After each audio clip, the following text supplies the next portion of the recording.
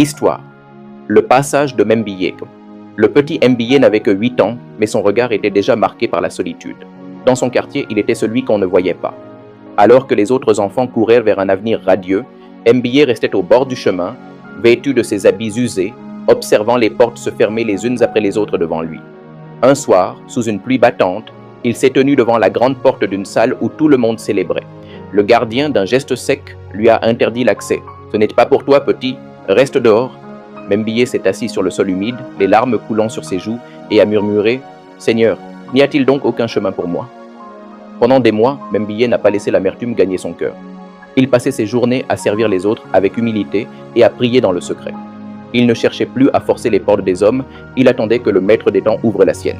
Son attitude a fini par attirer le regard d'un bienfaiteur touché par la lumière qui émanait de cet enfant malgré sa pauvreté. 1 an plus tard, une immense cérémonie d'honneur est organisée. Les plus hautes personnalités sont présentes.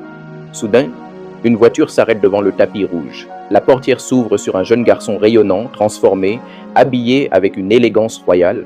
C'est Mbiyé. Le même gardien qui l'avait repoussé s'empresse aujourd'hui de lui ouvrir le passage avec respect. Mbiyé s'arrête un instant, lève les yeux vers le ciel et franchit le seuil dans une atmosphère de gloire, là où le chemin semblait mort. Une voix royale vient de naître. Ko, Kota, Bisika Bakangwa Kinzela, Nzambe Alola Pasola Mayi. Peu importe où l'on a tenté de te bloquer, quand le Dieu du ciel fend les eaux, personne ne peut t'empêcher d'entrer. Si cette histoire a fortifié ta foi, partage-la et abonne-toi.